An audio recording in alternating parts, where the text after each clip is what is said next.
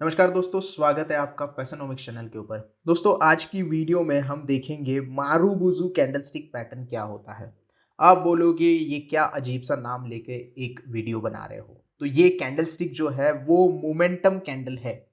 अगर कोई रिजल्ट्स आते हैं किसी स्टॉक के या फिर किसी कंपनी के, या फिर कोई पैटर्न का ब्रेकडाउन होता है या ब्रेकआउट होता है, तो वहां पे मोमेंटम के साथ ब्रेकडाउन या ब्रेकडाउन होना, या फिर किसी स्टॉक के रिजल्ट के बाद एकदम से किसी एक कैंडलस्टिक में मोमेंटम क्रिएट होना, चाहे रिजल्ट हो, चाहे बजट हो, चाहे कोई अच्छी अनाउंसमेंट हो, चाहे कोई बुरी अनाउंसमेंट हो, तो एक सिंगल कैंडल आपको मोमेंटम बता सकती है। वॉल्यूम उसमें ज्यादा होता है, बहुत ज्यादा बाइंग या फिर बहुत ज्यादा सेलिंग हो सकती है। तो वो कैंडल है मारूबुजू कैंडल। किस तरीके से मारूबुजू कैंडल का आपको पहचानना है, उसमें ट्रेड लेना है या नहीं लेना है, अगर लेना है तो कैसे लेना है, कहां पे टारगेट रखना है और कहां पे स्टॉप लॉस लगाना है, ये सारी बातें इस वीडियो में आज हम करने वाले हैं। सिंगल कैंडलस्टिक पैटर्न है, कोई भी इसके साथ कैंडलस्टिक पैटर्न ऐड नहीं करनी है। सिर्फ एक कैंडलस्टिक के पैटर्न से मदद से आप ये सारी चीजें देख सकते हैं। चलिए चलते हैं आगे, देखते हैं कैंडलस्टिक के बारे में। लेकिन उससे पहले अगर आप चैनल पर नए हो तो जल्दी से चैनल को सब्सक्राइब कर दो। तो जैसे मैंने बताया कि मारूबुजू कैंडलस्टिक पैटर्न एक मोमेंटम कैंडल है।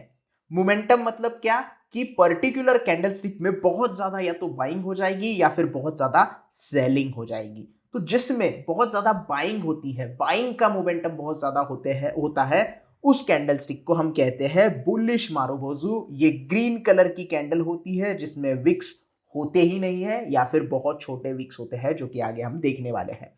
जैसे यहां पे मैंने मेंशन भी किया है, this pattern occurs in up trend and is strong signal for the bullish sentiment. Up trend में ज्यादातर जो भी अप ट्रेंड कंटिन्यू होता है, बीच में ही आपको ये मोमेंटम वाली कैंडल दिखाई देगी, या फिर आपका अगर कोई चार्ट पैटर्न ब्रेकआउट कर रहा है तो वहां पे भी आप ये कैंडल देख सकते हो। तो ये हो गई बुलिश मारूबुजू। दूसरी है bearish marubozu candle. Red colour की बड़ी वाली कैंडल होती है जिसमें सेलर का मोमेंटम ज्यादा होता है।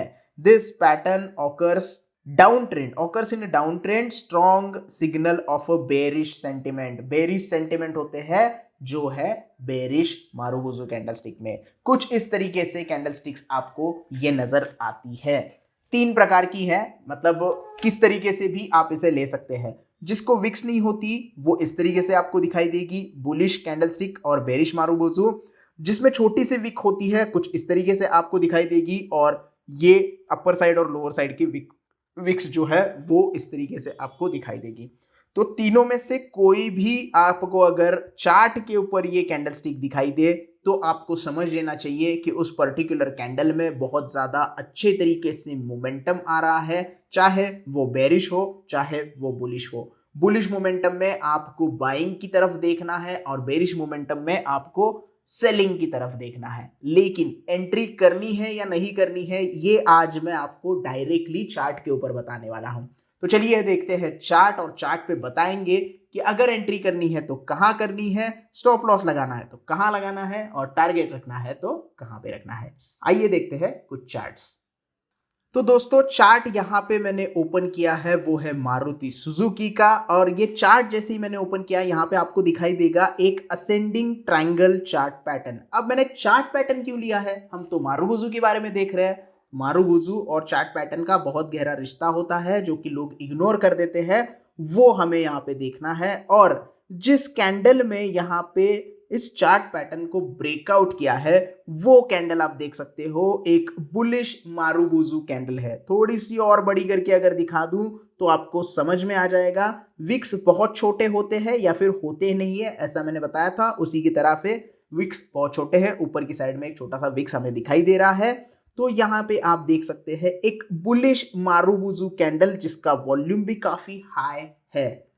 तो यहां पे आपको पता चल ही गया होगा, अगर कोई चार्ट पैटर्न के यहां पे आपको ब्रेकआउट पे, जैसे कि ये ब्रेकआउट है, यहां पे मारूबुजू कैंडल अगर दिखाई देती है तो ही आपको ट्रेड करना है। बाकी बहुत सारे लोग बोलते होंगे आपको कि नहीं, बीच में आप एंट्री कर लो, आपको कुछ नहीं होगा, क्या फर्क पड़ता है। नहीं, मैं थोड़े से रूल अलग आपको बताऊंगा, मैं आपको कोई गलत इंफॉर्मेशन नहीं दे रहा हूं। अगर चार्ट पैटर्न में आप इस प्रकार की मारूबुजू कैंडल का इस्तेमाल करते हो तो आपके चार्ट पैटर्न जो है वो ट्रेड कभी फेल नहीं होंगे।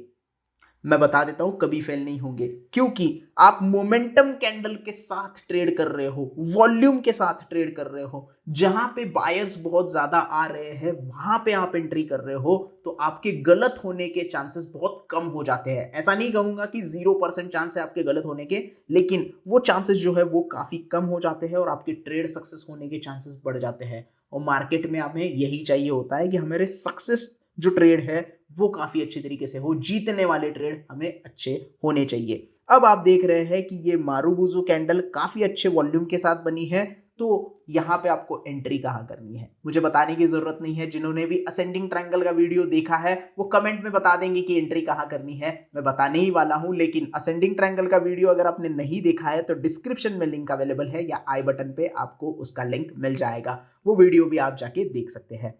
तो फिर एक बार लोगों को बताता हूं, नए अगर लोग हैं तो एंट्री करनी है हाई ब्रेक करने पे। जैसे कि इसका हाई आपको मार्क कर देना है। हाई मार्क करने के बाद जो भी नेक्स्ट कैंडल इसके हाई के ऊपर क्लोज हो जाएगी उसके कैंडल में आप एंट्री कर सकते हैं। क्लोजिंग के टाइम पे कैंडल क्लोज होनी बहुत जरूरी है। कैंडल क्लोज नहीं हुई तो आपको वेट करना है नेक्स्ट कैंडल का। जो भी नेक्स्ट कैंडल हाई को ब्रेक करके क्लोज करेगी तो आपको एंट्री कर देनी है। अब यहां पे बाइंग की एंट्री लेनी है क्योंकि बुलिश मारूबुजू कैंडलस्टिक बनी है, बुलिश मारूबुजू कैंडलस्टिक।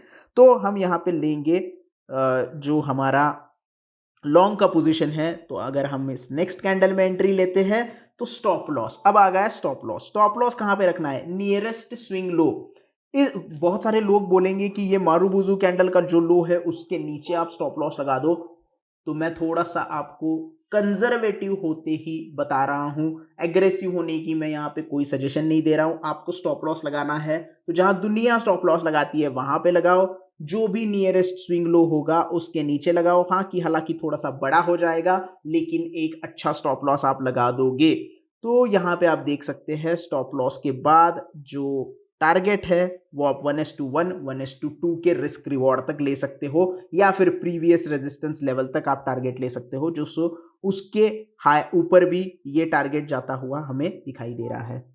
सिर्फ हमने एक मोमेंटम कैंडल पहचानी, मोमेंटम कैंडल के साथ हमने चार्ट पैटर्न को ऐड कर दिया और चार्ट पैटर्न को ऐड करते ही हमें इतना बड़ा रिस्क रिवॉर्ड जो है वो मिलता हुआ दिखाई दे रहा है। अगर हम रिस्क रिवॉर्ड की बात करें तो 1380 पॉइंट का हमें टारगेट मिलता है और 756 पॉइंट का हमारा स्टॉप लॉस है। यानी कि 1:1.82 का रिस्क रिवॉर्ड, 1:2 के आसपास का रिस्क रिवॉर्ड हमें इस पर्टिकुलर कैंडलस्टिक और चार्ट पैटर्न की मदद से देखने के लिए मिल जाता है। ये होता है बुलिश मारूबुजू कैंडलस्टिक में। अब थोड़ा सा आते हैं चार्ट पैटर्न को थोड़ा सा इग्नोर करते हैं और देखते हैं कि अगर हमें बेरिश मारूबुजू या बुलिश मारूबुजू कहीं बीच में नजर आए तो हमें ट्रेड करना चाहिए या नहीं चाहिए। अब यहाँ पे आप देख सकते हैं ये जो पर्टिकुलर कैंडलस्टिक है वो एक बड़ी वाली बेरिश मारूबुजू कैंडलस्टिक पैटर्न है। बेरिश मारूबुजू कैंडलस्टिक पैटर्न है, लेकिन इसका लो जो है वो ब्रेक नहीं हुआ, मोमेंटम क्रिएट हुआ और उसके बाद यहां पे स्टॉक ऊपर चला गया। तो या तो आपको ट्रेड करना है तो उसका हाई लो ब्रेक करने पे वेट कीजिएगा, जैसे कि यहां पे है। ये पर्टिकुलर जो कैंडल है वो यहां पे बेरिश मारूबुजू है। यहां पे प्रीवियस सपोर्ट भी बन रहा है और सपोर्ट को ब्रेक भी कर रही है कैंडल। यानी कि यहां पे आपको हमेशा याद रखना है या तो सपोर्ट रेजिस्टेंस को ब्रेक करती हुई चाहिए, चाहे ऊपर के साइड में हो चाहे नीचे के साइड में, या फिर कोई चार्ट पैटर्न ब्रेक करती हुई चाहिए। लेकिन कभी कभी चार्ट के बीच में ही इस तरीके से अगर कोई आपको कैंडल दिखाई दे जो बड़ी वाली मारूबुजू है तो उसको ट्रेड करने से पहले 2 बार सोचिएगा। हाई अगर ब्रेक करता है तो शॉर्ट पोजीशन थोड़ी सी लीजिएगा। स्कैल्पिंग अगर करोगे तो भी चल जाएगा, पोजिशनल ट्रेड एक दिन का लोगे तो भी चल जाएगा, लेकिन जितनी जल्दी उसमें से निकल पाओ उतनी जल्दी अच्छा हो जाएगा अगर कोई चार्ट पैटर्न या सपोर्ट नहीं है, क्योंकि वो उतनी ही तेजी से रिवर्स भी हो सकती है। तो यहां पे हमें पता चल रहा है बेरिश मारूबुजू कैंडलस्टिक के बारे में, जिसने सपोर्ट जो है ये जो प्रीवियस सपोर्ट है वो ब्रेक किया है मोमेंटम के साथ और उसमें वॉल्यूम भी काफी अच्छा यहां पे आपको दिखाई दे रहा है।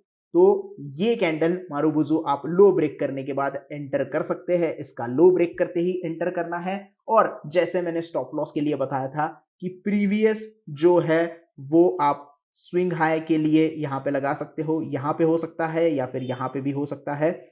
ये जो सपोर्ट था ये ब्रेक हो गया है, तो इसके ऊपर भी आप स्टॉप लॉस लगा सकते हो। सपोर्ट और रेजिस्टेंस ड्रॉ करना एक आर्ट है, वो आपको आना चाहिए। अगर उसके बाद आप ट्रेड करते हो तो काफ़ी अच्छे तरीके से आपको यहाँ पे ट्रेड जो है वो मिल जाएँगे। तो यहाँ पे आप देख सकते हैं किस तरीके से 1:2 का रिस्क रिवॉर्ड हमें मिलता हुआ नज़र आ रहा है। स्टॉप लॉस जो है वो 594 का है और टारगेट जो मिला है वो लगभग 1200 पॉइंट का मिला है, यानी कि 1:2 का रिस्क रिवॉर्ड हमें एक बेरिश मारुबुजू कैंडलस्टिक की मदद से मिला है, जिसने सपोर्ट जो है वो यहाँ पे ब्रेक किया था। तो उस सपोर्ट के ऊपर या कैंडल के हाई के ऊपर भी आप स्टॉप लॉस लगा सकते हो, लेकिन थोड़ा सा कंजर्वेटिव जाओगे तो स्विंग हाई जो बना है उसके ऊपर अगर स्टॉप लॉस लगाते हो तो काफी अच्छा ट्रेड आपको यहाँ पे मिल सकता है। तो ये है बेरिश मारुबुजू और बुलिश मारुबुजू कैंडलस्टिक के बारे में। आई होप आपको अच्छी तरीके से समझ में आ गया होगा कि कौन सी कैंडल किस पर्टिकुलर सिचुएशन में आपको यूज करनी है, उसके साथ आपको क्या क्या चीजें देखनी है, एंट्री कहां करनी है, स्टॉप लॉस कहां पे लगाना है, टारगेट कहां पे लगाना है, ये सारी चीजें आई होप आपको समझ में आ गई होंगी। वीडियो पसंद आया होगा तो प्लीज वीडियो को लाइक करना, ज्यादा से ज्यादा वीडियो को शेयर करना, और अभी भी कोई डाउट है तो आप कमेंट सेक्शन में मुझे पूछ सकते हो। चैनल को सब्सक्राइब करना ना भूले। धन्यवाद।